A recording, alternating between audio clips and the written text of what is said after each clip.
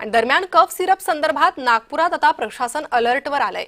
तर औषध विक्रेत्यांना कफ सिरपची विक्री थांबवण्याच्या सूचना प्रशासनानं दिल्या आहेत। औषध विक्रेत्यांकडे असलेल्या सिरपवर साशंकता आहे, त्यामुळे कफ सिरपचे सॅम्पल तपासणीसाठी पाठवण्यात आलेले आहे। तर मध्य प्रदेशमध्ये झालेल्या घटनेनंतर आता नागपुरातही खबरदारी घेण्यात येते आणि त्यानुसार हे कफ सिरप विक्रीवर काही वेळ बंदी घालण्यात आलेली आहे। तुर्तास या कफ सिरपची विक्री करू नये असं प्रशासनानं म्हटलेलं आहे।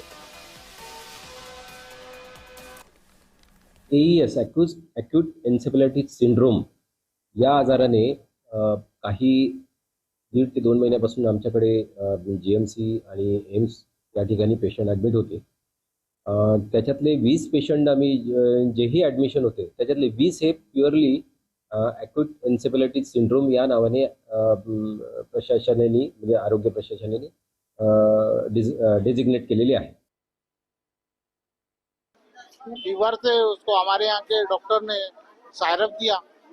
सायरप से एकदम से परेशानी बढ़ गई, टॉयलेट रुक गई उसकी।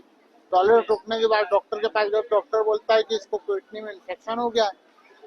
ये सारी चीजें हमारे साथ हो रही। मेरे बच्चे को अभी 1% भी आराम नहीं है। मेरा बच्चा वेंटिलेशन में जा चुका है, कुछ भी नहीं बोल रहा।